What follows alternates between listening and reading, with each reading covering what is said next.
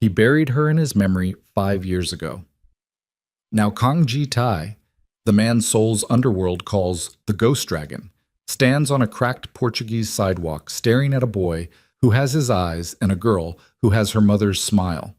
The woman he never stopped hunting just opened a door he thought was sealed forever, and what's behind it could burn his empire to the ground. Stay with me until the end. Hit like and drop the name of your city in the comments so I can see how far this story has traveled. The wind off the Atlantic smelled like salt and diesel and something Ji-Tai couldn't name. Something that reminded him of every port city he'd ever stood in, waiting for a deal to either close or kill him. He stood across the narrow cobblestone street from a cafe with peeling blue shutters, hands shoved into the pockets of a coat too heavy for the weather, and he told himself this was just another verification run. Another dead end his men would apologize for in the morning. He'd had 412 dead ends in 5 years. The cafe door had a bell on it, the kind that jingled like something out of a postcard, and through the window he could see a woman wiping down a counter with the kind of tired mechanical motion that belonged to someone who'd been on her feet since 5 a.m. Her hair was pulled back in a scarf the color of rust. She laughed at something a customer said, and the laugh hit him in the chest like a fist. He knew that laugh. He'd heard it in his sleep for 5 years, twisted into something cruel by the part of his brain that punished him every night for letting her disappear. "Boss?" Minjae's voice came low through the earpiece. "Careful, the way you talk to a man standing too close to a ledge. We can pull the surveillance team back if you want to approach alone, but I'd recommend caution. We don't know who she's connected to here." Jitai didn't answer. He was watching the woman straighten, press a hand to the small of her back, and turn toward the kitchen door behind the counter, calling out something in Portuguese that had picked up just enough of an accent to tell him she'd been here a long time. Years, not months. Years. That was when the door at the back of the cafe swung open and 2 children spilled out into the dining room like they owned the place, which, judging by the way every regular customer's head turned with a fond, exhausted smile, they probably did. A boy and a girl, 5 years old, maybe 6. The boy had skin a shade lighter than his sister's, hair cropped close, and when he turned his head to shout something back at his mother, the afternoon light caught his face dead on. Jitai's lungs stopped working. He knew those eyes. He'd seen them in a mirror every single day of his life. The same sharp angle at the corner, the same near black iris that his own mother used to say looked like it was hiding something even when he was a baby. He'd seen those eyes on his father's funeral portrait. He'd seen those eyes on himself in every reflective surface in every penthouse, boardroom, and blood-soaked warehouse he'd ever walked out of alive.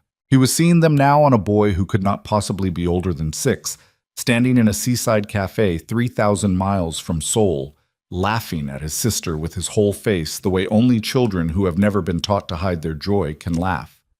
"Boss?" Minjae again. "You're not breathing right. Talk to me." Jitai's hand came up to his own mouth before he realized he was moving, like his body needed to physically hold something in. The girl turned then, chasing her brother around a table, and for 1 full second her face was angled directly at the window, directly at him, and he saw Zuri's exact smile stretched across a child's features, that same crooked, defiant curve at the left corner of the mouth that used to drive him out of his mind with wanting her. "Get the car," he said. His voice didn't sound like his own. "Now." "Boss, if you go in there," I said, "get the car." He didn't go in. Not yet. He stood on that sidewalk for 11 more minutes, watching a woman he had once held a knife to a man's throat for, watching her wipe flour off a child's nose, watching her crouch down to the boy's height and press her forehead to his and say something that made both children erupt into laughter, and he felt every wall he had built since the night she vanished crack straight down the middle. 5 years. 5 years of telling himself she'd left because she was bought, because she was scared, because somebody had gotten to her and made her disappear before he could protect her. 5 years of refusing every arranged introduction his mother orchestrated, of sitting through banquets with the daughters of allied families and feeling nothing, of running an empire with a hole blown through the center of him that he filled with work and silence and the occasional reckless violence that made his lieutenants exchange worried glances behind his back. 5 years, and she had been baking bread in Portugal the entire time, raising his children, never once trying to find him. The rage came up his throat like bile, hot and immediate, but underneath it, Worse than it, more dangerous than it, was something that felt disturbingly close to hope, and Jitai did not trust hope. Hope had gotten men in his line of work killed more often than bullets had. He got in the car. 3 streets away in the cramped second-floor apartment above a fishmonger's shop, Zuri Adeyemi was washing flour off her hands at a chipped porcelain sink, completely unaware that the architecture of her entire carefully constructed life had just developed a hairline fracture that would, within the hour, become a canyon. She had built this life with her bare hands, built it out of fear and stubbornness and a kind of grief that never fully healed, just scarred over thick enough to function. 6 years old, the twins were now Adez with her quiet watchfulness, always studying a room before she stepped into it, and Kayan with his quick temper and quicker laugh, the two of them as different as morning and night and somehow inseparable. She loved them with a ferocity that frightened her sometimes, the way you can love something so much it feels less like joy and more like standing at the edge of a cliff. They were the only things she had carried out of Seoul that hadn't turned to ash in her hands. "Mama, can we have the cake today?" Kayan's voice carried up the stairwell, the one with the chocolate crumbs that Senora Costa next door always saved for him. "After dinner," Zuri called back, drying her hands on a dish towel, catching her own reflection in the small mirror by the door. 29 years old, and she looked older around the eyes. She always looked older around the eyes these days. 5 years of running did that to a person, even when the running had stopped 3 years ago and turned into something that resembled a life. She still checked the street before she opened the cafe every morning, still flinched at black cars idling too long at the corner, still woke up some night certain she'd heard a particular voice in the hallway, low and commanding, the voice of a man who used to whisper her name like a vow and shout it like a warning, depending on what kind of night it was. That voice had haunted her dreams for 5 years. She told herself it would fade eventually. It hadn't. She thought about Jitai the way you think about a wound that never closed right, carefully, sideways, never looking at it directly, because looking at it directly meant remembering the exact moment she'd walked into their bedroom and seen her own sister's hands pressed flat against his bare chest, her sister's mouth inches from his, and the way the whole room had gone white and silent and final in her mind before she'd even heard a single word either of them said. She had run that night, packed one bag, taken what cash she had, and disappeared into Incheon Airport's chaos before the sun came up, telling herself she was protecting the only thing she had left, the secret growing inside her that she hadn't even told him about yet, the secret she decided in that single devastating moment he would never deserve to know. 5 years. 2 children he'd never met. A whole life built on the foundation of one image that had, she was almost certain even now, been exactly what it looked like. Almost certain. The doubt had never fully gone, just like the dreams, just like the flinch at black cars. She poured herself a glass of water and didn't know that across the cobblestones, a black sedan had just pulled to a stop outside her cafe, and the man stepping out of it had spent the last 5 years of his life becoming exactly the kind of man who did not let things go. Jitai stood in the doorway of the cafe, and the bell jingled above his head like something absurd, something from a different world entirely, and every conversation in the room seemed to die at once because he had that effect on rooms, even when he wasn't trying. He wasn't dressed like the men in this town. His coat was too well tailored, his shoes too clean, his posture too still, the kind of stillness that came from a lifetime of training yourself never to give anything away. He scanned the room in under 2 seconds. Exits, the position of the kitchen door, an old man reading a newspaper by the window who was definitely not a threat, a teenage girl behind the register who froze under his gaze like a rabbit catching a hawk's shadow. Then he saw her, coming out of the kitchen with a tray balanced on one hip, and the entire careful architecture of his composure went up like dry brush. Zuri saw him at the exact same moment. The tray slipped. It didn't crash. She caught it half a second before it hit the floor, some animal reflex kicking in even as her mind went completely, violently blank. But the sound of porcelain rattling against itself was loud enough that Kayan looked up from the table where he'd been drawing on a napkin, and Adaeze's small hand found her mother's leg without being told to.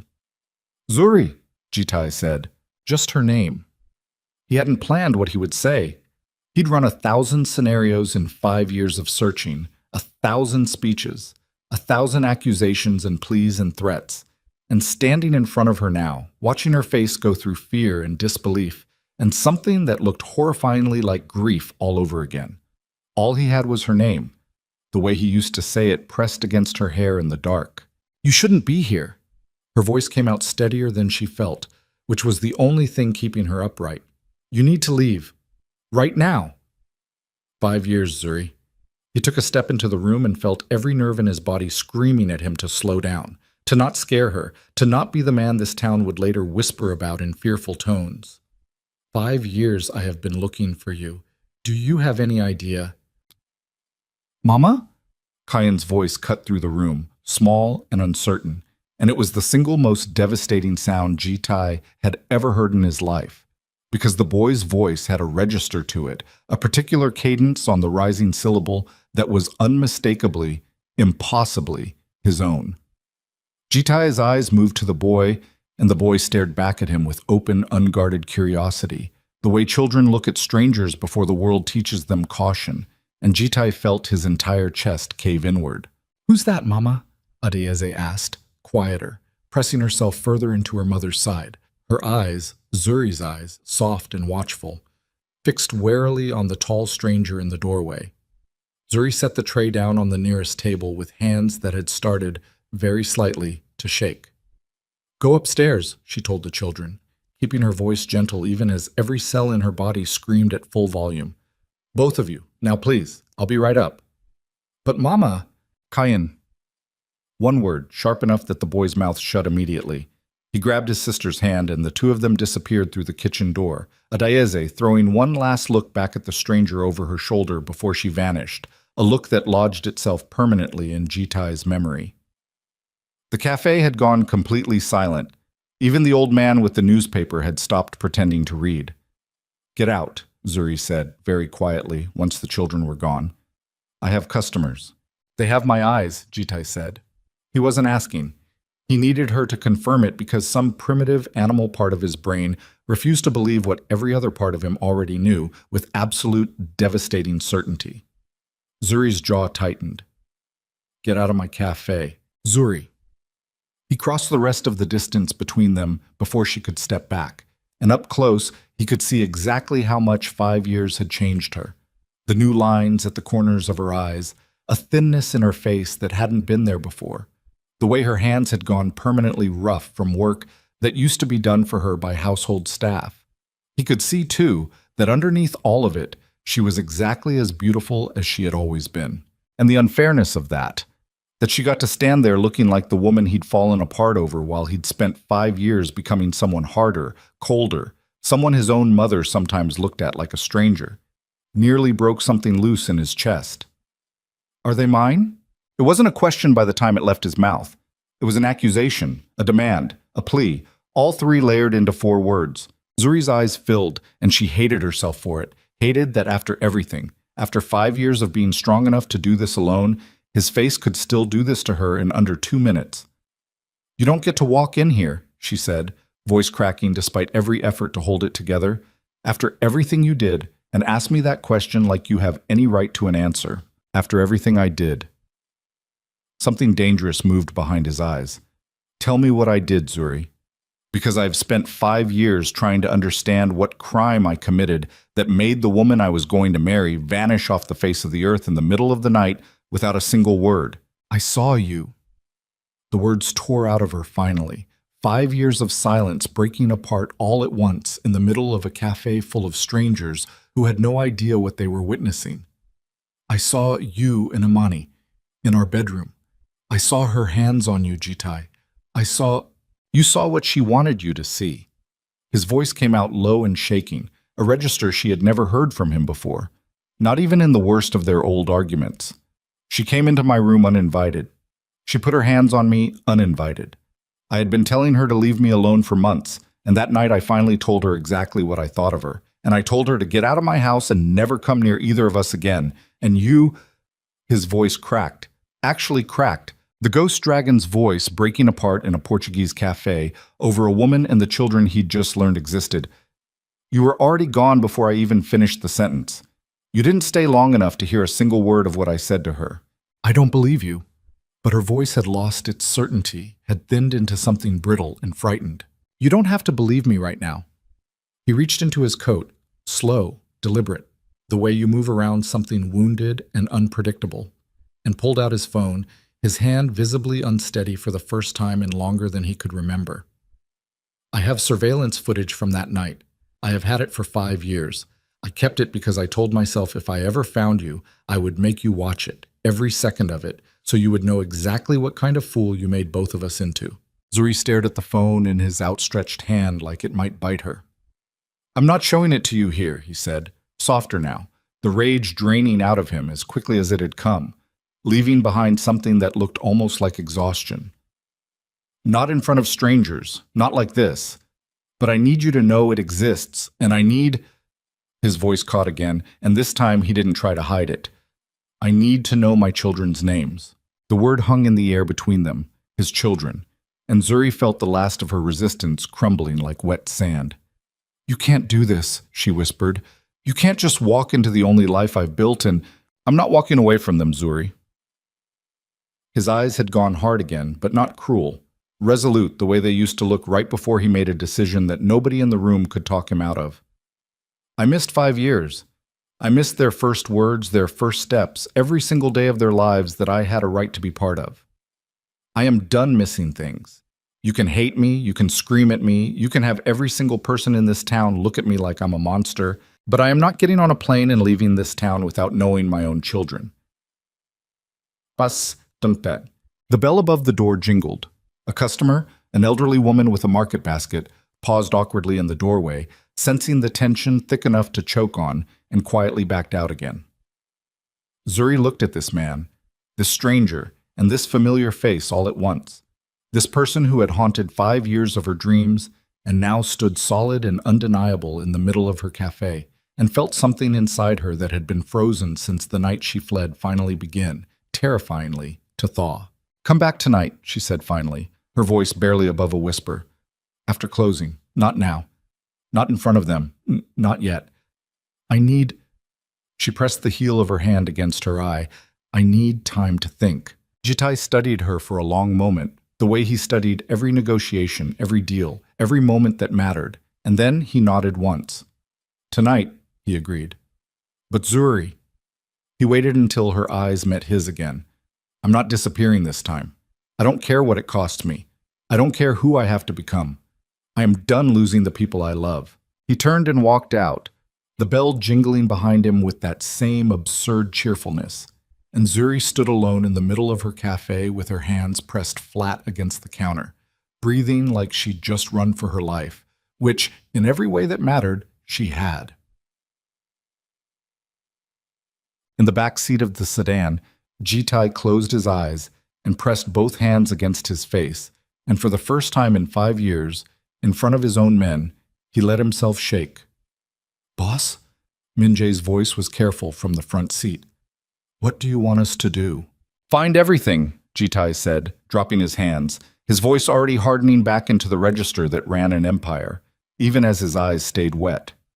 Her finances, the cafe's ownership records, the children's birth certificates. I want to know every single day of the last 5 years that I missed, and I want to know it by morning. And Imani? Minjae asked carefully. He'd been with Jitai long enough to remember the wedding that never happened, the months afterward when his boss had become someone none of them recognized. Jitai's expression went very still, very cold. Find her too, he said. I want to know exactly where she's been for 5 years, and I want to know who's been protecting her because someone has. People like her don't survive on their own. What none of them knew, not Jitai, not Minjae, not Zuri standing frozen behind her own counter 3 streets away, was that at that exact moment, in a private office in Seoul, 8,000 kilometers away, Imani Adeyemi was staring at a notification on her phone that made her blood run cold. A facial recognition alert, triggered by a security camera at a small Atlantic coastal cafe, confirming that the Ghost Dragon had just walked through its doors. She set the phone down with hands that trembled despite 5 years of practice at appearing perfectly composed, and reached instead for a different phone, an older one, the one she only used for calls she could never let anyone trace back to her. He found her, she said when the line connected. He found them all. The voice on the other end was male, low, carrying the particular calm of a man who had been waiting 5 years for exactly this moment to arrive. "Then it's time," he said, "to make sure the ghost dragon discovers that some doors, once they're opened, are very, very dangerous to walk through." Amani closed her eyes and felt the ground she'd been standing on for 5 years begin, finally, to give way beneath her. The mansion Jitai rented sat on a cliff edge 20 minutes outside town, all glass and white stone, the kind of place built for people who wanted to watch the ocean try to kill itself against rocks for entertainment. He'd had Minjae secure it within 4 hours of leaving the cafe. Perimeter cameras, 2 men rotating at the gate, a third posted invisibly somewhere along the coastal path. Because old habits didn't die just because a man's heart had cracked open in the middle of some stranger's cafe. He stood on the terrace now with a glass of whiskey he hadn't touched, watching the sun bleed orange into the water, and he replayed the boy's voice in his head for the 400th time. "Who's that, Mama?" The exact pitch of it, the exact rising note at the end of the sentence, like he was already half expecting an answer he wouldn't like. His son's voice. He still didn't know the boy's name. "Boss?" Minjae appeared at the terrace door, tablet in hand, his face arranged into the careful neutrality he wore whenever he was about to deliver something that might detonate. "We have her financial records, birth certificates too." Jitai didn't turn around. "Read it to me." "Twins. Born in Lagos, not Lisbon. She crossed into Nigeria for the birth, used her grandmother's maiden name on the paperwork, Adaeze and Kayin Adeyemi." A pause. No father listed. The glass in Jitai's hand cracked. Not shattered, cracked. A thin fault line spidering up from the base, and he set it down on the stone railing before it could finish the job and cut him open. "Continue," he said. "She worked 3 jobs the first year, cleaning houses, kitchen work, a laundry service.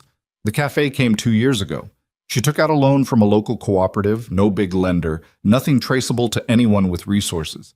She built it herself, boss. Brick by brick, basically." Minjae hesitated. "There's no money trail back to Seoul, no family wiring her funds, no syndicate support. She did this completely alone." Jitai's jaw worked. 5 years he had imagined 100 different versions of where she'd gone, bought off by a rival, smuggled away by someone protecting her from him, hidden by family who never liked him in the first place. He had never once let himself imagine the truth, which was simpler and somehow worse. She had run, and then she had survived, entirely on her own, raising his children in a language that wasn't even hers, in a country where she knew no one. Because she believed with her whole chest that he was a man who would have let her down. "She thought I was capable of that," he said quietly. 5 years of scrubbing floors and crying alone in some apartment because she genuinely believed I would choose Imani over her. "Boss, you don't know that she told me herself." His voice had gone flat, dangerous in its flatness. "Today, in the cafe. She said she saw Imani's hands on me and she left before she heard a single word out of my mouth.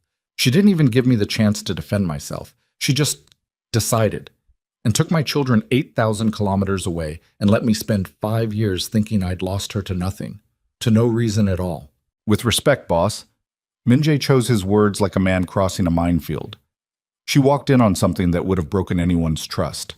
Maybe she wasn't wrong to run. Maybe she was wrong about why. Jitai turned to look at him then, and something in his expression made Minjae take an involuntary half-step back. "Don't defend her to me," Jitai said low. "Not yet. I don't know which version of tonight I'm walking into, the one where I forgive her, or the one where I make her understand exactly what 5 years of silence costs. And which one are you hoping for?" Jitai didn't answer.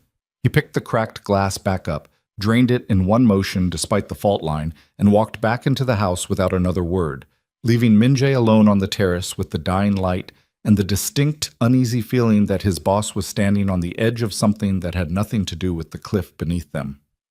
Zuri closed the cafe at 7, an hour early, sending the part-time girl home with a forced smile and a story about a family emergency that wasn't entirely a lie. She bathed the twins, fed them leftover stew, and sat on the edge of Kayin's bed while Adaeze braided a strand of her own hair in the corner, watching her mother with the quiet, unsettling perceptiveness that 6-year-olds weren't supposed to have. Is that man coming back? Adeze asked, not looking up from her braiding. Zuri's hand stilled on Kayan's blanket. What man, baby? The man from the cafe. The tall one. Adeze's fingers kept moving, methodical, but her eyes flicked up. Kayan has his eyes. Zuri felt the floor tilt slightly beneath her. 6 years old. 6 years old, and her daughter had already seen what it had taken Zuri 5 years of running to refuse to see in the mirror every time she looked at her son's face. Go to sleep, Zuri said, voice thick. We'll talk in the morning. Mama. Kayan's small hand found hers in the dark, his voice already heavy with the particular exhaustion of a child fighting sleep. Did we do something bad? No, baby. She pressed her lips to his forehead, breathing him in, the smell of soap and the sea air that clung to everything in this town. You didn't do anything bad. Ever. You hear me? Then why are you scared? She didn't have an answer for that. She sat with him until his breathing evened out, until Adeze's braiding hand finally went slack against the pillow, and then she stood in the doorway of their small, shared room for a long time, watching them sleep, feeling the entire architecture of the lies she'd told herself for 5 years. I did this to protect them, crack open under the weight of one simple fact. She had also done this because she was too proud, too frightened, too certain of her own wounded version of events to ever once pick up a phone and ask the question that might have changed everything. She had never asked him, not once, in 5 years.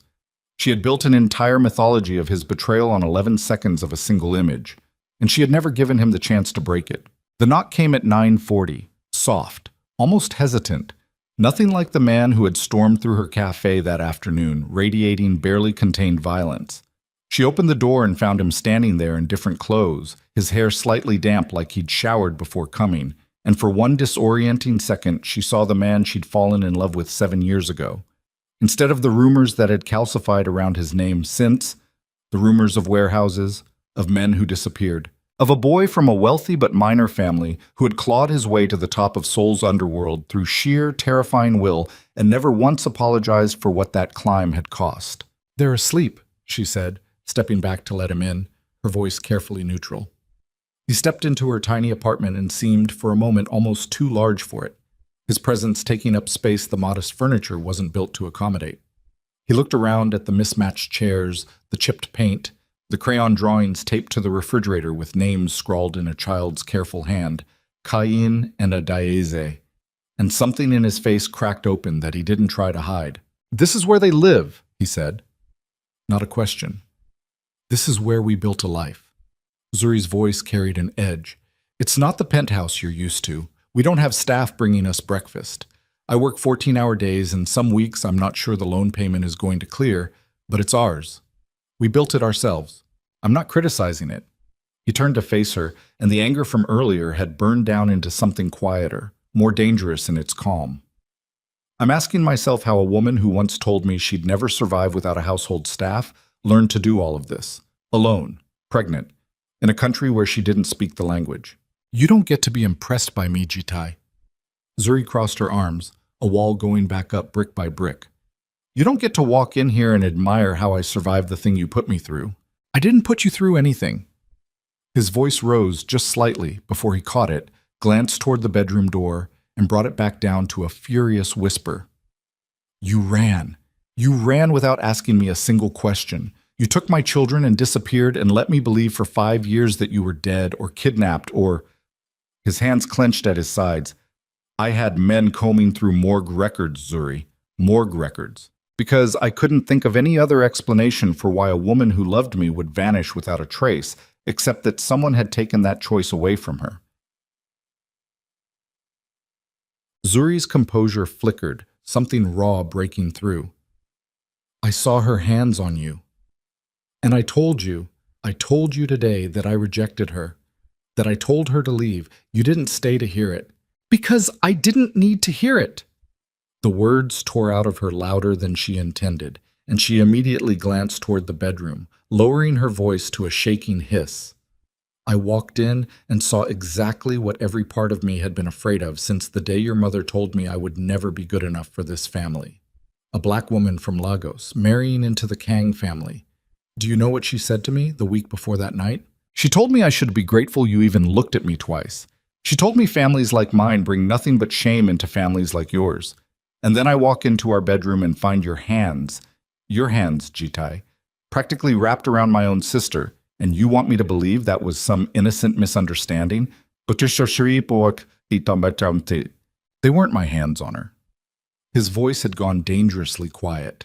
The kind of quiet she remembered from before, the quiet that used to mean someone was about to lose everything. Her hands were on me. There's a difference, Zuri, and you know there's a difference, but you didn't want to see it because some part of you was already looking for a reason to run from a life you were terrified you didn't deserve. The accusation landed like a slap. Zuri's mouth opened, closed, opened again. That's not, isn't it?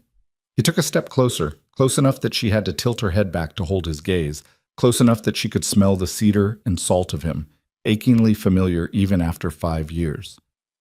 You spent our entire relationship waiting for the moment it would fall apart. My mother's cruelty just gave you the permission slip you'd been looking for. Tell me I'm wrong. Get out. No. His jaw was tight, his breathing uneven, and for the first time she saw something underneath the rage, something that looked almost like fear. I am done walking away from rooms because you told me to. I walked away from that penthouse 5 years ago when my men told me you'd left the country, and I have regretted it every single day since, because I should have come after you immediately. I should have torn the world apart to find you the moment I realized you were gone, and instead I let my pride and my responsibilities and 100 other things convince me to wait, to investigate quietly, to not cause a scene. And I lost 5 years of my children's lives because of it. I am not making that mistake again. Zuri's eyes filled, hot and furious. You don't get to stand in my home and make this about your regret. I am the one who gave birth alone in a country where I didn't speak the language. I am the one who worked 3 jobs while pregnant because I had no idea if you would even want children that came from a betrayal you orchestrated. I am the one who raised them through every fever, every nightmare, every single milestone, completely by myself. And you want to stand here and tell me I should have stayed and listened to your explanation like a good obedient... I never said obedient. You didn't have to. The words cracked apart in her throat. That's what your family always wanted from me. A pretty quiet thing that smiled at the right banquets and didn't ask too many questions. And the second I asked the wrong question, the second I dared to assume my own sister had finally taken something else from me, you act like I committed some unforgivable crime by protecting myself. You didn't protect yourself. Jitai's voice dropped, and something in it made the hair on Zuri's arms rise. You protected your fear. There's a difference. The silence that followed was loud enough to hurt. Zuri turned away from him, pressing both hands flat against the kitchen counter, breathing hard, and when she spoke again, her voice had lost all its fire, gone hollow instead. I used to dream about you she said. Almost every night the first year. I'd wake up and for half a second I'd forget, and I'd reach across the bed for you, and then I'd remember, and I'd have to lie there and let it hurt all over again. Do you know what that does to a person? 5 years of grieving someone who's still alive. Jitai's anger drained out of him all at once, replaced by something heavier. I know exactly what that does to a person, he said quietly. I lived it too. Then why are you yelling at me? Because I'm angry, Zuri. I'm angry that you didn't trust me enough to ask one single question. I'm angry that my children grew up in a country I've never set foot in, speaking a language I don't understand, calling some other man Tio, at that cafe probably, while I sat in Seoul running an empire that meant absolutely nothing because the only thing I actually wanted was already gone. His voice cracked on the last word, and he turned away from her, pressing the heel of his hand against his eyes. I'm angry because I love you. I have loved you for 5 years, even when I hated you, and that's the most exhausting thing I have ever carried in my life. Zuri's breath caught. Neither of them said anything for a long moment. The refrigerator hummed. Somewhere outside, a dog barked twice and went quiet. Through the thin wall, one of the twins shifted in their sleep, a small sound that both of them heard and both of them froze at. Like the children's unconscious presence was a referee in a fight neither parent wanted them to witness. Show me the footage, Zuri finally said very quietly. Jitai looked up. You said you had it. Surveillance from that night. Her voice was steadier now, though her hands still trembled. I need to see it. I need to know if 5 years of my life were built on a lie I told myself, or a lie someone told me. There's a difference, and I think I've been too afraid to find out which one it was. He pulled out his phone with hands that were not entirely steady either, found the file he'd kept for 5 years and never once watched himself because watching it meant accepting that the worst night of his life was real and not some misunderstanding he could still talk his way out of. He set it on the kitchen table between them and pressed play. The footage was grainy, security camera quality, time-stamped from 5 years and 3 weeks ago. It showed the bedroom door opening, Amani slipping inside wearing one of Zuri's own robes, crossing to where Jitai stood reviewing documents at the desk, her hand reaching out to touch his chest before he'd even registered she was in the room. It showed him recoiling, stepping back, his mouth moving in words the camera didn't capture audio for, but his body language made unmistakable. Rejection, immediate and total. It showed Amani pressing closer anyway, her hands gripping at his shirt, and it showed the exact moment, 11 seconds into the footage, that the bedroom door opened a second time and a shape that could only be Zuri stood frozen in the doorway for exactly 2 seconds before vanishing again. 2 seconds. Zuri had built 5 years of her life, an entire fled existence on 2 continents, a fractured family, a decade of grief, on 2 seconds of footage that didn't even include the next 40 minutes, where the recording showed Jitai shoving Imani bodily toward the door, his face contorted with a rage Zuri had genuinely never seen on him in their 3 years together, his mouth forming words that, even without sound, were unmistakably get out and never again, and I will tell her everything. Zuri watched the entire 41 minutes without breathing properly once. When it ended, she sat very still at the kitchen table, staring at the dark screen, and Jitai watched her face go through something that looked like the floor giving way beneath a person who'd spent 5 years convinced the ground was solid. "Oh my God," she whispered. "Zuri, I left you." Her voice came out strangled, disbelieving. "I left you for 2 seconds of footage. I took your children to another continent because of 2 seconds. Her hands came up to cover her mouth, and her shoulders began to shake. "I did this. I did all of this to us." "You didn't know. I should have asked." The words tore out of her, loud enough that they both flinched, and she immediately lowered her voice again, glancing toward the bedroom. "I should have asked you. I should have given you 30 seconds to explain instead of running to an airport like a coward. 5 years, Jitai. 5 years you spent thinking I betrayed you by leaving, and the entire time it was me who—" She couldn't finish the sentence. "It was Amani," Jitai said, and his voice had gone cold and flat in a way that made Zuri look up sharply. She knew exactly what she was doing. She came into that room at the exact moment you were due home from your appointment. She knew your schedule. She knew the door would open. She set up 2 seconds of footage to destroy both our lives, and she has spent 5 years letting us both believe the worst about each other while she— He stopped himself, jaw tight. "While she what?" "I don't know yet," Jitai admitted, "but I intend to find out. Tonight, while we were talking, my men were already pulling records on her. She's been somewhere this whole time, Zuri, somewhere comfortable enough that she never once tried to contact either of us, never once tried to explain or apologize, even after you vanished and the entire Kang family searched for you for months. She let her own sister disappear and never said a single word about what she'd done." Zuri's grief was curdling fast into something sharper, something with teeth. "She let me think you'd betrayed me. She let me raise your children alone in a foreign country, terrified and exhausted, while she—" Her hands curled into fists on the table. "Where is she?" "I don't know yet." "Find out?" The words came out of her with a force that surprised them both, the quiet, careful cafe owner falling away to reveal something underneath that had survived 5 years alone through sheer will. "I want to look her in the eyes. I want to ask her how she could do this to her own sister." Jitai studied her for a long moment, something shifting behind his eyes. Not quite forgiveness, not quite the rage from earlier, but something adjacent to both, something that looked almost like the beginning of a plan. "When I find her," he said quietly, "you may not like what happens next." "I don't care." "You should. Whatever I do to her, it will follow our children. It will follow this family for the rest of our lives, the same way everything I've ever done has followed me." He reached across the table slowly, giving her every opportunity to pull away, and when she didn't, he took her hand in both of his his thumb brushing across knuckles that had gone rough with 5 years of manual labor she should never have had to do alone. I need you to understand what it means to let me back into this, into their lives. It means the world I come from comes with me. I can't promise you safety the way Senora Costa down the street can promise her grandchildren safety. I can only promise you that I will burn down anyone who tries to take this family from me again.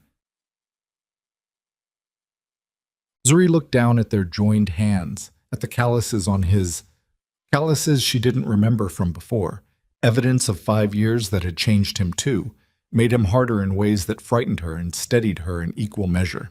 I don't want safety, she said finally. I had safety. Safety was lonely and exhausting, and it cost me 5 years of you. I want... Her voice broke, and she let it, for the first time in 5 years, in front of someone other than her own reflection in a cracked bathroom mirror. I want my family back, all of it, even the dangerous parts. It was the closest thing to forgiveness either of them had spoken aloud, and for a moment the room held something fragile and new, something that hadn't existed in either of their lives for 5 long years. Then Jitai's phone buzzed on the table between them, sharp and intrusive, and he glanced at the screen, his expression shifting instantly from the rawness of a moment ago back into the controlled stillness of a man who ran an empire. "It's Min Jae," he said, already standing, already reaching for the phone with the particular urgency of a man who knew, before he even answered, that something had gone wrong. "Boss." Min Jae's voice came through tense, fast, none of the careful neutrality from earlier. "We have a location on Amani Adeyemi. She's not in Seoul. She's not even in Asia." "Where?" "She landed in Lisbon 4 hours ago, boss. Private charter, false documentation, the whole operation professional enough that it took us this long just to confirm it was her." A pause, heavy with something Min Jae clearly didn't want to say. "She's not traveling alone." Facial recognition picked up 2 known associates of the Choi syndicate boarding the same flight. "Boss, the Chois have wanted your territory in Busan for 6 years. If she's working with them..." Jitai's entire body went still in a way Zuri had never seen before. A stillness that had nothing to do with calm and everything to do with a man calculating violence with surgical precision. "She's here," he said, more to himself than to Min Jae. "She's in this country, right now. We don't know her exact location yet, but boss..." Min Jae's voice dropped lower, urgent. "If she's here with Choi Muscle, and she knows you found Zuri and the children, this isn't a coincidence. This is a setup." Zuri had gone pale, rising from her chair, one hand pressed flat against her chest, like she could physically hold her heart in place. "What's happening?" Jitai lowered the phone slowly, and when he looked at her, the man who had just held her hand and spoken of family and forgiveness had vanished completely, replaced by the ghost dragon the entire Seoul underworld feared. Every line of his face hardened into something lethal. "Where are the children?" he said. Not a question. Command. "Asleep. In the next room. Jitai, you're scaring me." "Good." He was already moving toward the bedroom door, already reaching for the gun Zuri hadn't even realized he'd been carrying beneath his jacket the entire night. "Being scared keeps you alive. Get them dressed. We're leaving this apartment in the next 2 minutes." "Leaving to where?" "Jitai, what is going on?" "Amani's here." He said it flatly, already pulling the bedroom door open, already crossing to where his children slept peacefully, utterly unaware that the woman who had orchestrated the destruction of their family 5 years ago had just landed on the same coastline they called home, accompanied by men whose only purpose was violence. And she didn't come to apologize. Outside, 3 streets away and closing fast, a black van with tinted windows pulled to a quiet stop at the mouth of the narrow cobblestone street, its engine idling low in the dark, and inside it, Amani Adeyemi sat with her hands clasped tight in her lap, staring at the dim light still glowing in the second-floor window of a fishmonger's building, watching the silhouettes moving frantically behind the curtains, and felt nothing that resembled guilt. Only the cold, focused certainty of a woman who had waited 5 years for one last chance to make sure her sister's family never had the... Adeyes woke first, the way she always did. Some instinct in her wired tighter than her brother's, pulling her out of sleep half a second before the bedroom door opened. She saw her father's silhouette against the hallway light, saw the hard, flat line of his shoulders, and some part of her, too young to have words for it, old enough to feel it in her stomach, understood before anyone told her anything that the world had just tilted. "Up, baby," Zuri's voice, trying for calm and missing it by a fraction her daughter caught instantly. "We're going to go on a little adventure, okay? Get your shoes." It's nighttime. Adeyeze sat up, blinking, her eyes finding Jite standing in the doorway with something dark and metallic gripped in his hand that she didn't have a name for and didn't need one to be afraid of. "Mama, why does he have a gun?" Kayan woke at the word gun, the way only a 6-year-old raised entirely without violence could wake. Instantly, completely, his small body going rigid with a fear he had no context for and 1,000 instincts for. "Nobody is going to hurt you." Jitai crossed the room and crouched at the foot of the bed, close enough to be present, far enough not to crowd them, his voice dropping into a register Zuri had never heard from him. Gentle, deliberate, every hard edge sanded down for his children's sake, even as his eyes kept flicking toward the window. "My name is Jitai. I'm a friend of your mother's, and I need you to trust me for the next few minutes, even though I know that's a lot to ask from someone you just met." "You have his eyes," Adeyeze said to Kayan, not taking her own eyes off Jitai, the observation a half-accusation, half-question aimed at the room in general. "I know," Jitai said quietly. "We'll talk about that, I promise. But right now, I need you both to get dressed as fast as you can, because there are some bad people who might be close by, and I am not going to let anything happen to you, either of you. Do you understand?" Kayan's lower lip trembled, and Zuri was already moving, pulling sweaters over small heads, jamming small feet into shoes with hands that shook too hard to manage the laces properly. When Jitai's phone buzzed again, a single sharp vibration that made his whole body go taut. He read the message and his jaw locked. "What?" Zuri said, not looking up from Kayan's shoelaces. "Minjae's lost visual on the van." His voice had dropped to something almost subvocal, meant for her ears only, every word clipped. "It was parked 3 streets from here 11 minutes ago. It's not parked there anymore." Zuri's hand stilled completely. "That doesn't mean—" "It means they know exactly where you live, and they're moving." He was already at the window, gun still in hand, angling himself to see the street below without exposing his silhouette. An economy of motion that belonged to a man who had done this exact thing more times than Zuri ever wanted to know about. "Backstairs." "Does this building have backstairs?" "Through the kitchen, down to the alley behind the fish market. Go. Now." He scooped Kayan up off the bed before the boy could protest, settling him against his hip with an ease that startled them both. And Zuri grabbed Adeyeze's hand, and the 4 of them moved through the small apartment fast and silent, Zuri's heart slamming against her ribs so hard she could feel it in her teeth. They were 3 steps from the kitchen door when the front door of the apartment exploded inward. Not literally, no explosives, just the brute mechanical violence of a boot driven hard enough against old wood to splinter the frame. But the sound of it tore through the apartment like a gunshot, and Adeyeze screamed, a high, raw sound that Zuri would hear in her nightmares for the rest of her life. And Jitai spun with Kayan still clutched against his chest, putting his own body between the door and his children with a reflex that had nothing to do with thought. 2 men came through the doorway. Not Korean, local muscle, hired hands, the kind of men who worked for money and asked no questions, which made them more dangerous in some ways because they had no loyalty to talk them out of violence. "Kitchen," Jite barked at Zuri, not taking his eyes off the men, already shifting his weight, already calculating angles in a way that made him look, for one terrifying second, like someone Zuri had only ever heard about in whispered rumors and never actually witnessed. "Go. Now. I'm not leaving you.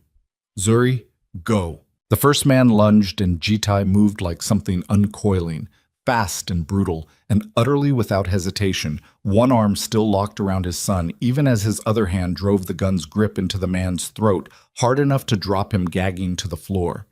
The second man hesitated half a second too long, eyes flicking toward the children, some flicker of human reluctance crossing his face that cost him everything. Because Jitai used that half-second to put a single round through the wall beside his head, close enough that the man felt the heat of it, close enough that he understood immediately what kind of man he was dealing with. "Tell whoever sent you," Jitai said, voice low and absolutely level despite the chaos. Despite his daughter's continued screaming, despite the way Cayenne had buried his face against his father's neck and gone rigid with terror, that the next bullet doesn't miss. The man ran. The first one, still choking on the floor, scrambled up and followed him, and the apartment went suddenly, violently quiet, except for Adieze's sobbing and Cayenne's silent, full body shaking, and Zuri standing frozen by the kitchen door with both hands pressed over her own mouth. That's not the end of it. Jitai's voice had gone flat, professional, already moving past the adrenaline into the cold calculation Zuri remembered from the worst nights of their old life together before everything fell apart. That was a probe. Whoever sent them is testing how hard I'll fight, and now they know. We need to move, now. They reached the mansion 40 minutes later, Jitai's men sweeping the property twice before allowing the car through the gate. And by the time the twins were settled, finally, mercifully asleep again after Zuri sang to them for nearly an hour, in a voice that kept catching on its own fear, Jitai stood in the study with Minjae and 3 other men, a map of the coastline spread across the desk, every line of his body coiled tight with barely restrained violence. "Talk to me," Jitai said. "The van that hit the apartment wasn't Choi Muscle directly," Minjae said. "Local contractors. But the men in the car that brought Imani in from Lisbon, those were Choi, confirmed. 2 of their senior lieutenants, the kind of men who don't fly internationally for small jobs. Where's Imani now? We don't know." Minjae's discomfort was visible. "She wasn't with the attack team. Our best guess is she's somewhere local, directing things remotely, staying clean in case this goes wrong." Jitai's hand came down flat on the desk, hard enough that the map jumped. "She came 8,000 kilometers to direct an attack on her own sister's children, and she's hiding somewhere clean." "Boss, there's something else." Minjae's voice dropped, and the careful way he said it made Jitai go still. "We pulled her financial records while you were at Zuri's apartment. She's been receiving payments for 5 years, regular ones, quarterly through a shell account in Macau." "From who?" Minjae hesitated long enough that Jitai's eyes sharpened to something lethal. "The account traces back to the Choi family," Minjae said. "Boss, she's been on their payroll since before Zuri left Korea. Before.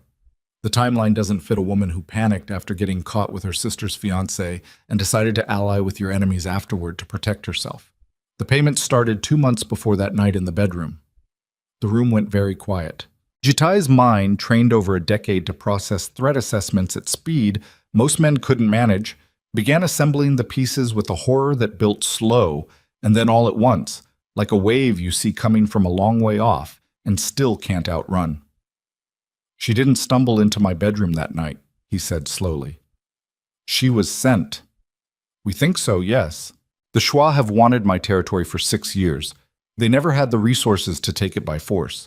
I have too many allies, too much standing with the other families." Jitai's voice had gone very quiet. The particular quiet that Minjae had learned over 8 years of service to be more frightened of than any shouting. But if they could break the Kong family from the inside, if they could engineer a scandal large enough to destroy the engagement, drive away the one woman who actually made me weak enough to be human, send my children and the only person I have ever truly loved running to another continent, boss, they didn't need force. Jitai's hands had curled into fists on the desk, knuckles white. They just needed 5 years and patience. They needed me broken, distracted, running an empire with half my attention because the other half never stopped looking for a woman who was never actually missing. She was hidden, deliberately, by a plan that started before I even knew it existed. "There's more, Minji said, and something in his voice made every man in the room go still. "We found communications, encrypted, but our people cracked enough of it. Boss, Imani wasn't just paid to seduce you that night. She's been feeding the Shwa information about your operations for 5 years. Shipping routes, security rotations, the names of every ally who's visited your properties. She's had access to your family for years before that night, boss. Family dinners, holidays, every gathering where people speak freely because they think they're among family." Jitai's breathing had gone shallow and dangerous. "Everything," he said very quietly. "Every operation that's gone sideways in the last 5 years. Every shipment we lost. Every man we lost. The ambush in Incheon 18 months ago that killed 3 of my best soldiers." His eyes came up, and what was in them made even Min-jae, who had stood beside this man through a decade of violence, take an instinctive step back. She's been inside my walls the entire time, sitting at my mother's table, standing at the funerals of men who died because of information she sold. Boss, we need to think carefully about how we move on this. If the Shua know we've made the connection, I don't care what the Shua know. Jitai's voice had dropped to something barely human, something carved entirely out of 5 years of accumulated rage, finally finding a single, focused target. I have spent 5 years grieving a woman who was never lost. I have spent 5 years believing I drove away the love of my life through some failure of my own character, when the truth is that I was the target of a campaign so patient, so cruel, that it used my own fiancé's sister as a weapon and let me bleed out slowly in private for half a decade while my enemies watched and waited. The study door opened.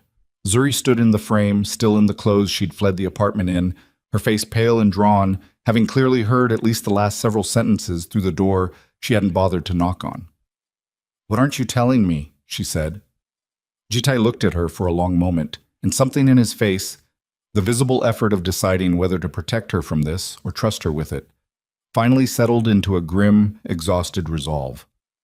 "Sit down," he said. "I don't want to sit down. I want to know what's happening to my children's lives. Amani has been working for the Choi family since before that night in our bedroom." He said it flatly, watching her face for the moment it would break. She didn't stumble into a scandal. She manufactured one. She's been a paid asset for 5 years, feeding our enemies everything she could access through my family, and the night you walked in on us was not an accident or an obsession that got out of hand. It was an operation designed specifically to destroy us and drive you away. Because a broken, distracted ghost dragon was infinitely easier to defeat than a man with everything he loved intact. Zuri's legs gave out. She caught herself against the doorframe, one hand pressed flat against her sternum, and the sound that came out of her was somewhere between a laugh and a sob, raw and disbelieving. 5 years, she whispered. 5 years I hated her for being weak, for wanting something that wasn't hers and taking it the cheap, ugly way. I told myself she was pathetic. I never once— Her voice cracked entirely. "She was never obsessed with you. This was never about love at all." "No," Jitai said quietly. "It wasn't. She used me." Zuri's hands had curled into fists at her sides, and something was happening in her face that Jitai recognized, because he'd felt it moving through his own chest minutes earlier. The particular vertigo of discovering that your entire understanding of your own life's worst moment had been built on a foundation that never existed. "She's my sister.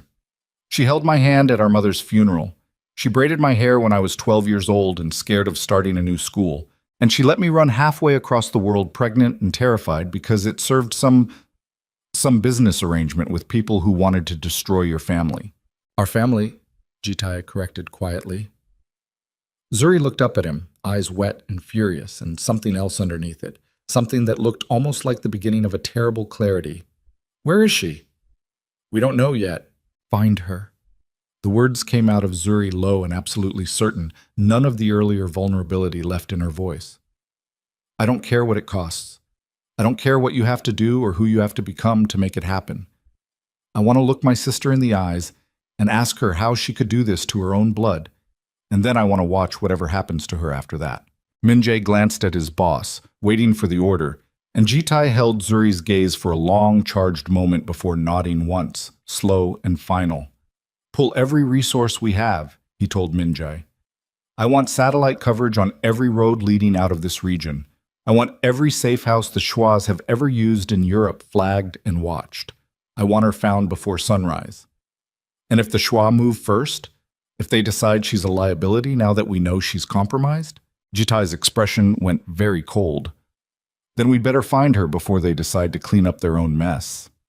They found her at 4 a.m., not through satellite coverage or safe house surveillance, but through something far simpler and far more devastating. A single phone call, untraceable number, that came through on Zuri's cell phone while she sat wrapped in a blanket on the mansion's terrace, unable to sleep, watching the black ocean churn below the cliffs. "Hello?" Zuri's voice was hoarse from hours of crying she'd thought she'd finished doing years ago. "Zuri." Amani's voice, unmistakable even after 5 years, cracked and strange, carrying an edge of something that sounded almost like panic. Zuri, you need to listen to me very carefully, and you need to do exactly what I say. Zuri's whole body went rigid. Where are you? That doesn't matter right now. What matters is that the men I've been working with, they're not going to wait for negotiations anymore. They know Jitai has connected the payments. They know their entire operation is exposed.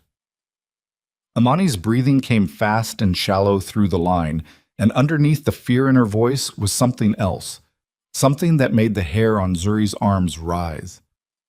Zuri, I'm sorry. I need you to know that whatever happens next, I never meant for it to go this far. It was supposed to be one night, one scandal. I didn't know they'd keep me on payroll for 5 years. I didn't know it would mean lying to you every single time you called me crying about, you knew. Zuri's voice came out flat, ice cold, the grief from minutes ago burning away into something with a much sharper edge. You knew every single time I called you crying. You knew, and you let me cry to you about a man you knew was innocent. You let me believe I was protecting myself from a predator when the only predator in this story was you. Zuri, please, where are you? There was a long pause on the line, filled with something that sounded like Amani fighting with herself, and when she spoke again, her voice had dropped to a desperate whisper. They have the twins' location. They've had it for hours. The attack at your apartment wasn't the only team they sent. There's a second team, Zuri, and they're not interested in scaring you anymore. They want leverage, real leverage, something Jitai can't refuse to negotiate over, and your children are the only thing in the world he's ever loved more than his own life. The phone slipped from Zuri's hand and clattered against the terrace stone. She was already running before it finished falling, already screaming Jitai's name into the dark house, already sprinting toward the children's room with a terror so total it erased every other thought in her head. And when she threw open the bedroom door and found the window standing open, the curtains moving gently in the night breeze, the 2 small beds empty, the blankets thrown back exactly the way a child leaves them when they're lifted out mid-sleep by someone who knows exactly what they're doing, she stopped breathing entirely.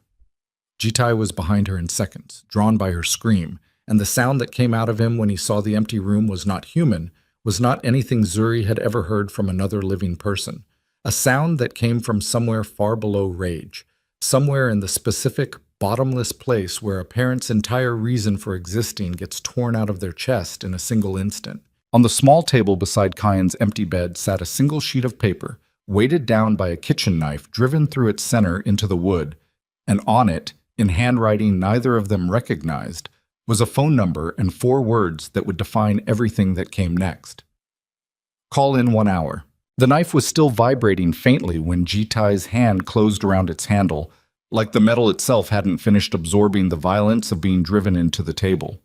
He pulled it free in one motion, and the paper fluttered to the floor, and for 1 full second he stood frozen over his children's empty beds with a blade in his fist and no target to put it in, which was, Zuri would think later, the only time in 5 years she ever saw him look genuinely lost. Then the second hand came back to him. The watch on his wrist read 4:07 a.m. The note said 1 hour. Min Jae. His voice came out of him in a register Zuri hadn't heard yet, something below the cold fury of earlier, something that had gone past rage into pure mechanical function. A man running calculations because calculations were the only thing standing between him and total collapse. Min Jae. Footsteps pounded up the stairs. Min Jae appeared in the doorway, already half-dressed, gun in hand, and his face went white when he saw the open window, the empty beds, the knife in his boss's fist. How? Min Jae said. We had 2 men on the perimeter, the cameras. Check them later. Jitai was already moving, already pulling up the security feed on his phone, with hands that shook just enough to fumble the passcode once, twice, before it finally unlocked. I want to know everything in the next 10 minutes. Who breached the perimeter, what vehicle they used, what direction they went. I want satellite redirected over this entire coastline. I want every man we have moving in the next 5 minutes. Boss, if we move wrong, if they see force coming and panic, I know what happens if they panic. Jitai's voice cracked on the word panic. The only crack in his composure since the window had been found open, and he pressed his palm flat against his own sternum, like he could hold his heart inside his chest by force. I have buried men who panicked with a child as collateral. I know exactly what that looks like, Min-jae, and I am not doing this wrong. Zuri stood in the doorway with both arms wrapped around herself, shaking so hard her teeth had started to chatter despite the warm night air, watching the man who had held her hand at her kitchen table 6 hours ago transform completely into something else, something that had kept an empire alive through a decade of warfare. And she understood with a terrible clarity that the gentleness she'd seen in him with the children, the raw grief over 5 lost years, none of it was gone. It had simply been folded underneath something colder, something that existed for exactly this kind of moment. The footage, Min-jae said, voice tight, pulling it up on a second phone and angling the screen so Jitai could see. Grainy night vision, time-stamped 3:51 a.m., 16 minutes ago. 2 figures in dark clothing scaling the exterior wall below the children's window with a speed and economy that spoke of professional training, not local muscle, hired in a panic. One of them carried something small slung against his chest as he descended. Kayin, limp, either drugged or simply too terrified to make a sound. The second figure followed seconds later with a daeze over one shoulder, her small fists visible even in the grainy footage, beating uselessly against her captor's back. Zuri made a sound like something tearing. She's fighting. Jitai's voice had gone very quiet, watching his daughter's small fists strike a man twice her size, watching her get nowhere and keep trying anyway. That's good. That's good, Zuri. She's fighting. She's not, He stopped himself before he said the word neither of them could afford to think about. Where did they go? Zuri's voice came out flat, stripped of everything except function. She had stopped shaking somewhere in the last 30 seconds, some switch flipping inside her that Jitai recognized because he'd flipped it himself 1,000 times. The vehicle exits the frame heading north along the coastal road. Min-jae was already cross-referencing, fingers flying across his tablet. There's only one structure of any size in that direction within 20 minutes. An abandoned cannery, shut down maybe a decade ago. Locals call it the old sardine plant. If I were running an operation that needed somewhere isolated, defensible, close enough to strike fast but far enough to control access, that's it. Jitai was already moving toward the door, already shrugging into a tactical vest that one of his men had laid out without being asked. The practiced economy of a man who had done this exact transformation more times than he could count. Get every man we have moving toward that location. Quiet approach. No sirens. Nothing that tells them we're coming until I want them to know. Boss, it's been 16 minutes. If we hit them in the next 40 before the call comes, we don't hit them before the call. Jitai's eyes came up, sharp and absolutely certain. If they don't get their call, if their plan falls apart before they've extracted whatever they want from it, the first thing scared men with hostages do is make sure the hostages can't testify against them later. We wait for the call. We let them believe they're in control. And then I take that control away from them so fast they won't have time to make a single bad decision. Zuri grabbed his arm before he reached the door, her grip fierce enough to leave marks. I'm coming. Zuri? They are my children. Her voice broke entirely on the word, raw and absolute, and something in her face made even Min-jae go quiet. I have spent 5 years protecting them completely alone. You do not get to leave me sitting in a house while strangers decide whether they live or die. I am coming, Jitai, and you can either help me or you can waste 30 seconds arguing about it that we do not have. Jitai held her gaze for exactly 1 second, and in that second, something passed between them that had nothing to do with 5 years of grief or betrayal or rebuilt trust. Something simpler, older, the shared animal understanding of 2 parents facing the worst night of their lives together. Stay behind me, he said, every single second. I don't care what you see or hear, you stay behind me until I tell you otherwise. Fine. I mean it, Zuri. I said fine. She was already moving past him toward the stairs, toward the cars idling in the courtyard with their engines already running. 6 of Jitai's men loading into 2 vehicles with the silent, brutal efficiency of soldiers who had done this before in places far worse than a sleepy Portuguese coastline. Move, cheat. The cannery sat half-collapsed against the cliffside 2 kilometers north. Its corrugated metal walls rusted through in patches that let thin blades of interior light spill out into the dark.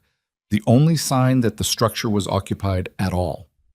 Jitai's convoy killed their headlights a kilometer out and rolled the rest of the way on momentum and discipline, parking in the dead space behind a ridge of scrub brush where the building's few visible windows couldn't catch a reflection. 2 visible guards on the main entrance. Minjae's voice was barely a whisper through binoculars, lying flat against the ridge beside Jitai, while Zuri crouched between them, every muscle in her body wound tight enough to vibrate. Thermals picking up at least 6 more bodies inside. Configuration suggests they're spread through what used to be the processing floor. Open layout, not a lot of cover. The children.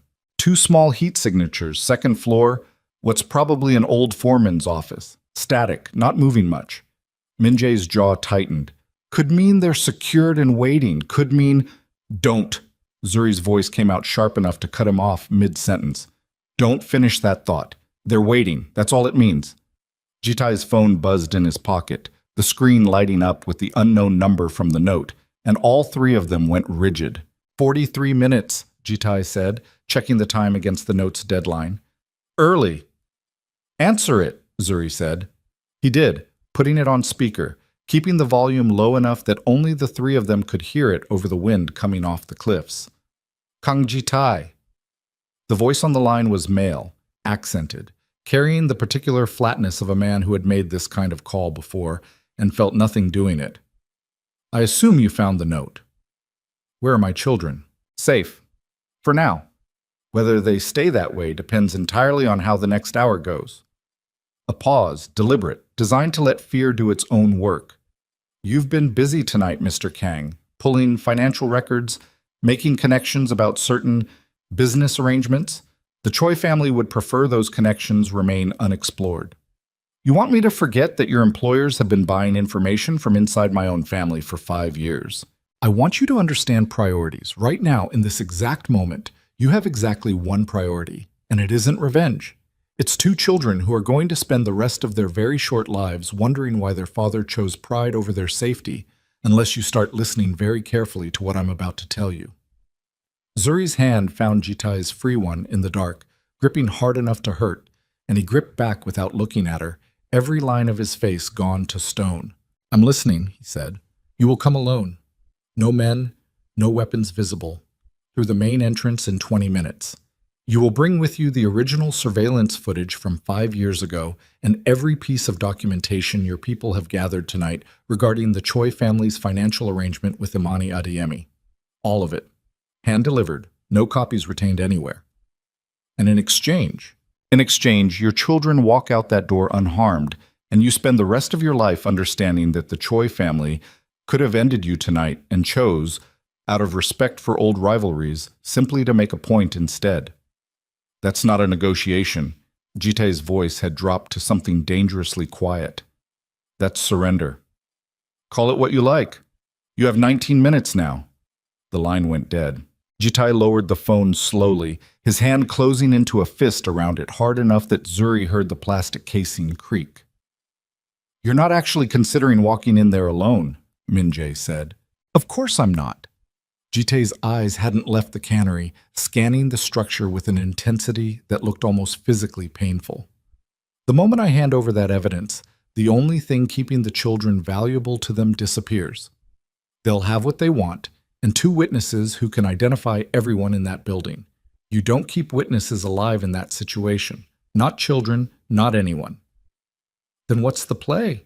Jitai was quiet for a long moment, his mind running through scenarios at a speed that showed on his face only as a faint tightening around his eyes. I go in, he said finally, alone, like he asked. But I'm not walking in with surrender. I'm walking in with a distraction loud enough that the rest of you can move. Jitai, no! Zuri's grip on his hand tightened to something almost violent. You are not walking into a building full of armed men by yourself while I sit out here and wait to find out if you're dead. I need you out here, Zuri.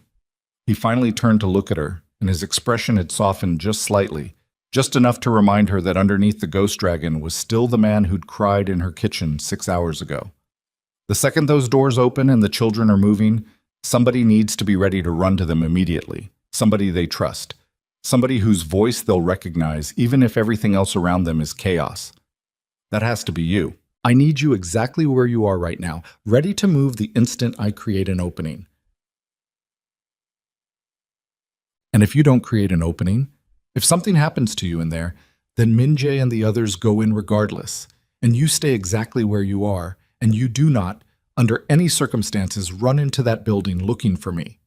His voice had gone fierce, almost pleading, an inversion of every dynamic between them up to this point. Promise me, Zuri. I have already lost 5 years with my children. I am not losing you to a building I walked into on purpose. Zuri's eyes filled, and for one terrible second, the woman who had buried 5 years of grief under sheer survival instinct nearly broke apart completely, right there on the ridge, with her children's lives counting down inside a rusted metal building 40 meters away. I promise, she said, and they both knew, in the way you know a lie even as you're telling it, that it might not be true. 18 minutes later, Jitai walked through the cannery's main entrance with his hands visible, empty, a thin tablet tucked under one arm containing files that Minjae had spent the last 15 minutes frantically corrupting beyond any usable recovery. Real enough to pass a glance, worthless to anyone who actually tried to extract data from it. The interior was exactly what the thermal imaging had suggested. An open processing floor, rusted conveyor systems hanging dead overhead, 6 men spread through the shadows with the loose, alert posture of professionals, and at the center of it, standing beneath one of the building's few working lights, Imani Adeyemi. She looked smaller than Jitai remembered. 5 years had hollowed something out of her face that no amount of careful makeup or composed posture could fully disguise. And when her eyes found him crossing the floor, something flickered across her expression that looked, for one unguarded second, like genuine regret before it hardened back into the controlled mask she'd clearly spent 5 years perfecting. "You came," she said. "Where are they?" Patient. She gestured toward the staircase behind her, toward the second floor where the foreman's office sat dark and silent. First the tablet. Jitai crossed the floor slowly, every nerve in his body screaming at the open ground around him, the lack of cover, the 6 armed men watching his every movement with the patient stillness of predators who'd already decided how this ended. He held the tablet out, and the man who'd spoken on the phone, older, gray at the temples, carrying himself with the unmistakable authority of someone genuinely senior in the Choi organization, stepped forward to take it. "Verify it," the man said to someone Jitai couldn't see, and a younger man emerged from the shadows with a laptop, connecting cables, his face illuminated by the screen's glow as he began running through the files. Jitai's eyes never left the staircase. "Imani." He kept his voice level, though every word cost him something. "Look at me." She did, reluctantly, her composure visibly fraying at the edges. Why? Just the one word, but it carried 5 years of devastation behind it. "She's your sister. She trusted you with everything, and you sold her life, sold mine, sold our children's entire existence, for money." "It wasn't about money." Imani's voice cracked, the first genuine crack Jitai had heard from her, and something dangerous moved behind her eyes. "Do you have any idea what it's like to grow up in someone's shadow your entire life?" Zuri was always the favorite, the pretty one, the kind one, the one our mother bragged about to every relative who'd listen. I was the one who tried too hard and never quite landed, and then she met you, and even that, even the one thing I might have had a chance at, she took without even trying. "I was never yours to take."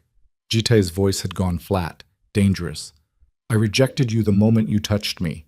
I told you to leave. You knew exactly what you were doing that night, and it had nothing to do with feelings for me. The Shwa offered me something I never had in my entire life." Imani's chin lifted, defiant even now, even cornered. "Respect, resources, a chance to actually matter instead of standing in someone else's shadow forever. All I had to do was make sure one specific scene played out at one specific moment and watch the rest fall apart on its own. I didn't even have to do much, Jitai. The two of you destroyed yourselves. All that distrust, all that fear about whether you were good enough for each other, I just gave it a reason to finally break the surface. You're proud of this." Jitai's voice had gone very quiet, the kind of quiet that made every man in the room shift their weight, recalibrate threat assessments. "You destroyed an entire family, cost dozens of people their lives in the operations you compromised, and you're standing here proud of yourself." I'm standing here, Imani said, with the only leverage I've ever had in my entire life, and you are going to watch what happens if you don't start cooperating completely. The man with the laptop looked up sharply. Sir? His voice carried an edge that made the senior Choi lieutenant turn immediately. This data's corrupted. Half these files won't even open, and the ones that do are pulling garbage. This isn't the original footage. It's not even close. The room's temperature seemed to drop 10 degrees in a single second. Jitai's expression didn't change, but something behind his eyes shifted into pure, focused calculation. The look of a man who had just run out of time to be patient.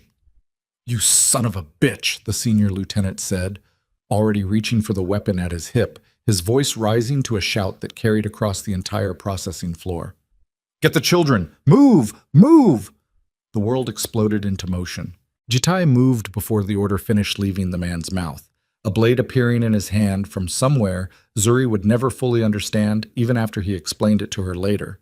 And the nearest guard went down with a sound that wasn't quite a scream before he'd even registered the threat. Gunfire erupted from the ridge outside. Min-jae's team breaching exactly on schedule, exactly as planned. The cannery's metal walls suddenly alive with the deafening percussion of automatic weapons and shattering glass and men shouting in 3 different languages. Imani screamed something and bolted for the staircase, and Jitai lunged after her, catching her by the back of her jacket and slamming her bodily into a rusted support beam hard enough that the breath exploded out of her lungs in one ragged gasp. Where are they? He snarled, inches from her face, every trace of the composed negotiator gone, replaced by something purely, terrifyingly elemental. Second floor, she gasped, blood trickling from a split lip where her face had connected with the metal. Office at the end. Jitai, please. I'll tell you everything. I'll testify against the Shwa. I'll give you every name. He didn't wait to hear the rest. He shoved her toward 2 of his own men who'd just breached through a side door and was already moving toward the staircase, gunfire still erupting across the processing floor behind him, when a single shot rang out from somewhere above, and Jitai felt the impact slam into his shoulder like a sledgehammer, spinning him half around, the world tilting violently as pain detonated through his entire left side. He didn't fall. Couldn't let himself fall. He pressed his free hand against the wound, felt the hot, wet spread of blood through his fingers, and forced his legs to keep moving up the stairs toward the sound of his daughter's voice, faint and terrified, calling for her mother through a door that stood between him and the only thing in the world that had ever mattered more than his own survival.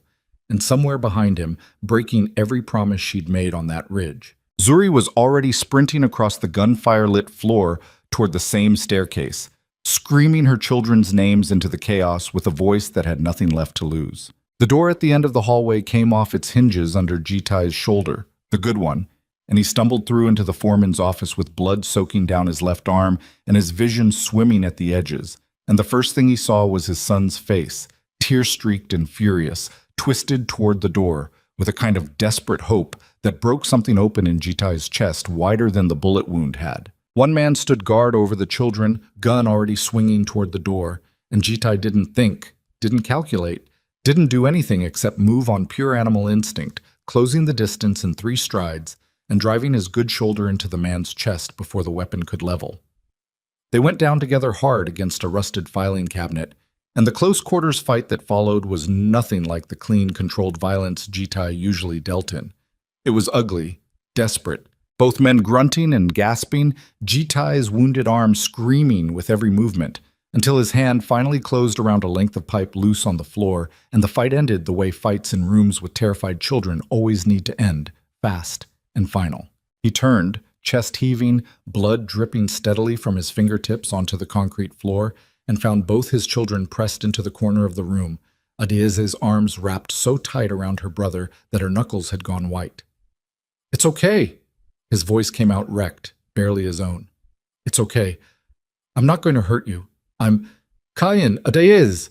Zuri's voice tore down the hallway behind him, raw with 5 years of fear compressed into a single scream, and she came through the broken doorway like something unleashed, dropping to her knees in front of her children and gathering both of them against her chest so hard all 3 of them nearly toppled over, her whole body shaking with sobs she didn't try to hide.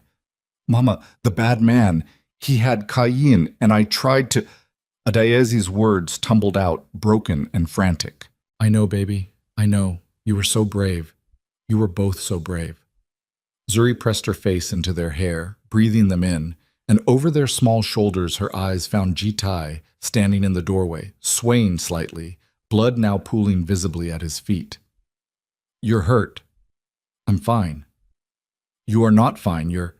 She started to rise and he held up his good hand, stopping her. Get them out! His voice had gone tight with effort, every word costing him something. Now. Through the side exit, Minjae's men are clearing the floor below. They'll get you to the cars. I need to... He swayed again, caught himself against the doorframe. I need to finish this. Jite, you can barely stand. Go, Zuri! It came out harder than he intended, but it worked. She gathered the twins, one hand gripping each small wrist, and moved past him into the hallway, pausing only long enough to press her free hand flat against his chest. Just for a second, just long enough to feel his heartbeat hammering beneath her palm, before she was gone, disappearing down the stairwell with their children held close on either side. Jitai stood alone for a moment in the ruined office, breathing hard, the adrenaline that had carried him this far finally starting to ebb, and let the pain through in full. And then he turned and made his way back down the stairs toward the sound of dying gunfire, because there was still one piece of this left unfinished. The processing floor had gone mostly quiet by the time he reached it, Minjae's team having moved through the remaining Choi muscle with the brutal efficiency Jite had built his entire organization on, 3 men dead near the loading bay, 2 more zip-tied and kneeling with hands behind their heads. The senior lieutenant slumped against a support beam with a wound in his thigh that one of Jitai's men was field dressing with the clinical disinterest of someone who'd done it 100 times before. Imani sat in the center of the floor, her hands secured in front of her, mascara tracked down both cheeks in dark rivers, and when she saw Jitai emerge from the stairwell, pale, bleeding, but alive, unmistakably alive, something in her face crumpled. "They're safe?" she asked. "Don't." Jitai's voice came out low, dangerous, despite the blood loss visibly draining the strength from him with every passing minute. "Don't ask me that question like you have any right to care about the answer." "I do care," her voice cracked. "I know you'll never believe that, but I do. I never wanted them hurt, Jitai. I swear to you, I never wanted—" "You wanted everything else, though." He crossed the floor slowly, every step deliberate, fighting the gray creeping at the edges of his vision. "You wanted my fiancé gone. You wanted my children raised 8,000 kilometers away from everyone who loved them. You wanted 5 years of my life spent grieving people who weren't even lost, just hidden, by your hand, for money and spite, dressed up as feelings you've never actually had for me. You don't understand what it's like. I don't care what it's like."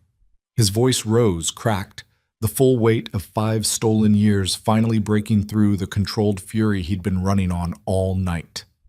"I don't care about your shadow, your jealousy, your mother's favoritism, any of it. You had a sister who loved you enough to call you crying for 5 years about a heartbreak you manufactured, and you sat on the other end of that phone and lied to her face every single time. That's not a person who got pushed into something desperate. That's a person who chose cruelty, over and over, for half a decade, because it was easier than building anything real with her own life." Zuri's voice came from the loading bay entrance, quiet but carrying. "Jitai." He turned. She stood in the doorway. The twins no longer with her, safely in a car with 2 of his men, he understood without asking. And her face, in the half-light of the dying violence around them, had gone very still, very controlled. The particular stillness Jitai recognized because he wore it himself most days. "Let me," Zuri said. Jitai looked at his sister-in-law kneeling on the concrete, looked at the woman he loved standing in the doorway with 5 years of devastation behind her eyes, and stepped back. Zuri crossed the floor and crouched in front of Imani, close enough that the 2 sisters were nearly eye level, close enough that Imani flinched. "I used to think you were the strong one," Zuri said quietly. "Do you remember that? I told you that the week before I left Seoul. I said, Imani, you're the strong one. You never let anyone's expectations break you the way they break me. I admired you. Even after everything, even hating you for what I thought you'd done, some part of me still admired the woman I thought you were." "Zuri?" "I'm not finished." Zuri's voice stayed level, though her hands had curled into fists against her knees.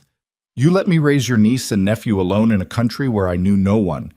You let me work myself to exhaustion, pregnant, terrified, grieving a man I thought had betrayed me.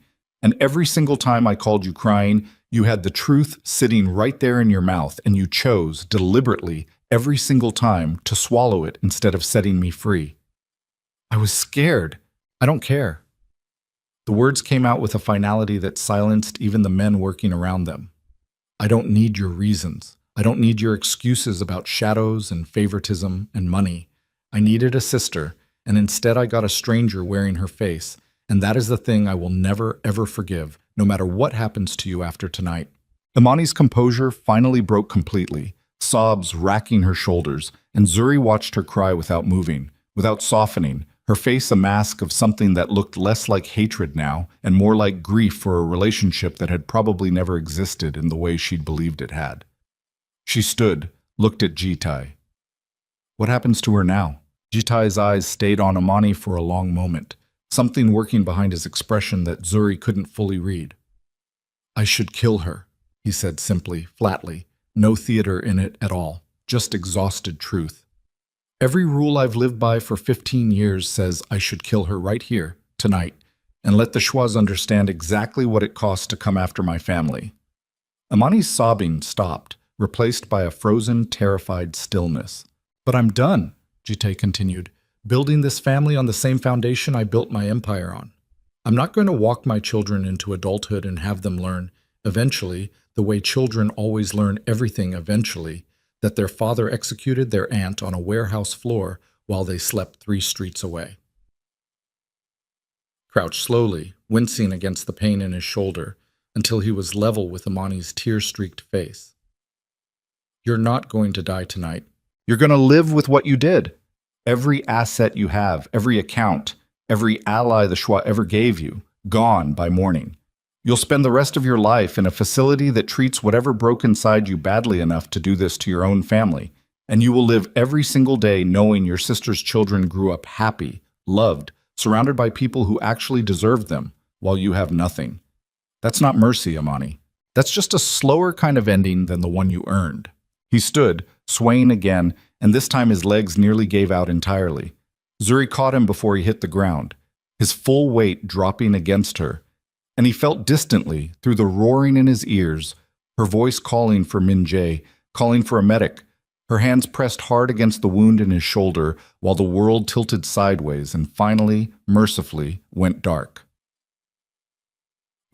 He woke 3 days later in a private clinic outside Lisbon, sunlight slanting warm through gauzy curtains, and the first thing he registered was the small weight pressed against his uninjured side. Kayin, fast asleep in the chair beside the bed. One small hand still curled loosely around 2 of Jitai's fingers like he'd fallen asleep refusing to let go. You're awake. Zuri sat in the second chair, Adeyeze asleep against her shoulder, dark circles carved deep beneath her eyes, 3 days of vigil written into every line of her exhausted face. How long? Jitai managed, his voice a dry rasp. 3 days. You lost a lot of blood. The doctor said another 20 minutes and... She stopped herself, pressed her lips together. You're here. That's what matters. The children. Are they? They're okay. Her hand found his free one, gripping tight. Scared, still having nightmares some nights, but okay. Adeyeze asked me yesterday if you were going to die, and I told her the truth. That I didn't know, but that you were the strongest man I'd ever met.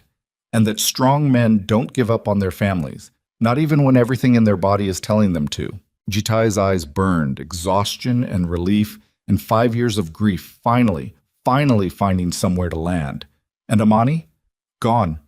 Min-jae handled everything. The facility, the asset seizure, all of it. Exactly the way you wanted. Zuri's jaw tightened slightly. I haven't decided if I'll ever see her again. Maybe someday. Not yet. Maybe not for a long time. That's allowed. His thumb moved against her knuckles, slow, deliberate. You don't owe her forgiveness on any timeline but your own. They sat in silence for a while, the children breathing slow and even on either side of the bed, the late afternoon light shifting gradually toward gold, and Zuri finally spoke again, her voice smaller than he'd heard it since this whole impossible reunion began. I almost lost you tonight, 3 nights ago. Whichever it was. She shook her head, disoriented by exhaustion. I spent 5 years convincing myself I was stronger alone. That I didn't need you, didn't need anyone, that I'd built something solid enough on my own that nothing could ever knock it down again. And then I watched you walk into that building knowing you might not walk back out, and I understood, completely, viscerally, that I had built an entire life designed around never needing anyone again. And it took about 4 seconds for that entire structure to collapse the moment your life was actually on the line. Zuri, let me finish. Her eyes had filled, but her voice stayed steady. I'm not the same woman who ran from that penthouse 5 years ago.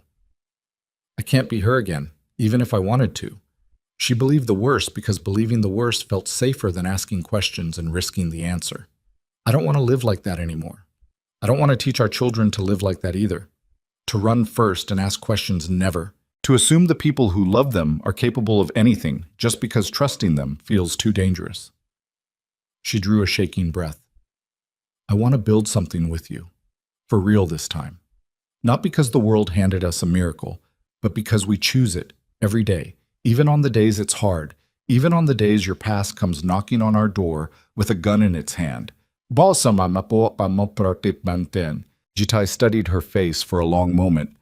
The new lines, the exhaustion, the fierce, unbreakable will that had carried 2 children across an ocean and built a life out of nothing and then run headfirst into a building full of armed men to save them, and felt something settle in his chest that had been displaced for 5 years finally click back into place. I love you, he said. I have loved you every single day of the last 5 years, even the days I hated you for leaving. And I'm going to spend whatever years I have left proving that you never have to run from me again. Kyan stirred against his side, blinking awake slowly, and his small face broke into a sleepy, uncomplicated smile that had nothing to do with violence or betrayal or any of the darkness that had brought them all to this room. Papa, he said, testing the word out loud for what was clearly not the first time over the last 3 days, watching for Jitai's reaction with open, hopeful eyes. Jitai's breath caught entirely. Yeah, buddy. His voice came out wrecked, raw, more honest than anything he'd said in 15 years of careful, controlled negotiations. I'm right here. 6 months later, the cafe on the Portuguese coast still opened every morning at 7. The bell above the door still jingled with that same absurd cheerfulness. But now there was a small brass plaque beside the entrance that read, Adeyemi Kong Family Cafe. And most mornings, if you looked closely enough through the window, you'd see a tall Korean man with a scar-healing pail along his shoulder, carrying trays between tables with the same careful seriousness he once brought to running an empire, while 2 6-year-olds argued cheerfully over whose turn it was to ring up customers at the register. Zuri had finally, reluctantly, let them operate under close supervision. Jitai had not abandoned Seoul. He couldn't, not entirely. Too many people depended on the careful, deliberate transformation he'd begun the week he woke up in that clinic, slowly dismantling the parts of his empire built on violence and converting them, piece by piece, into something his children could someday know without flinching. He split his time between continents, Seoul for 2 weeks, Portugal for 2, an exhausting rhythm that he'd told Zuri more than once, was the only kind of exhausted he'd ever actually enjoyed. His mother had not accepted Zuri easily.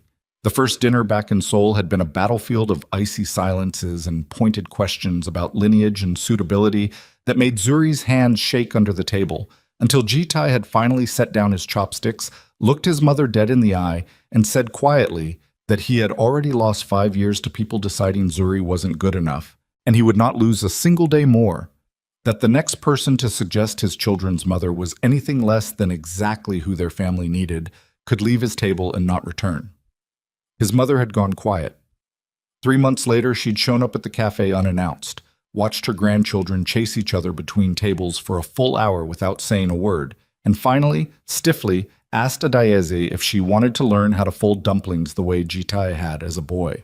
It wasn't forgiveness, not all at once, but it was a door left open, and that, Zuri had learned over the last 6 months, was usually how the real healing started, not with grand gestures, but with small, stubborn acts of showing up again and again until trust had somewhere safe to land. They married in late spring, A ceremony that took place not in some grand Seoul hotel, but on the cliffs above the Atlantic, close enough to the cafe that the smell of fresh bread drifted up between the wedding songs. Zuri wore a dress that blended deep indigo Korean silk with the bold geometric patterns of West African textile, a gift from a designer Jitai's mother had, quietly, without fanfare, commissioned herself. Kayen and Adayezi walked the aisle together, hand in hand, scattering flower petals with the deadly seriousness 6-year-olds bring to important jobs. And when the officiant finally pronounced them married, the applause that rose up from the small gathered crowd carried across the water like something the ocean itself had been waiting 5 years to hear. That night, after the guests had gone, after the children had finally collapsed into exhausted sleep in the room down the hall, Jitai and Zuri stood together on the same cliff where they'd exchanged vows hours earlier, the dark water churning steady and eternal below them, the same water that had once felt like the edge of the world to a woman running from everything she thought she knew. "Do you ever think about it?" Zuri asked quietly, her head resting against his shoulder. "The version of this where you never found us?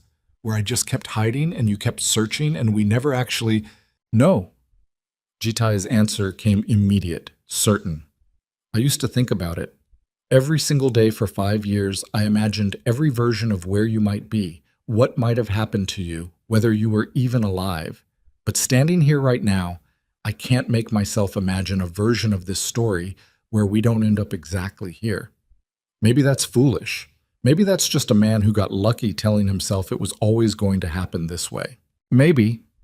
Zuri's hand found his, fingers lacing together, the same gesture that had once meant something simple and young and untested, now carrying the full weight of everything they'd survived to get back to it. Or maybe some things are just worth finding, no matter how long it takes, no matter how far they've gone, no matter how much it costs to bring them home.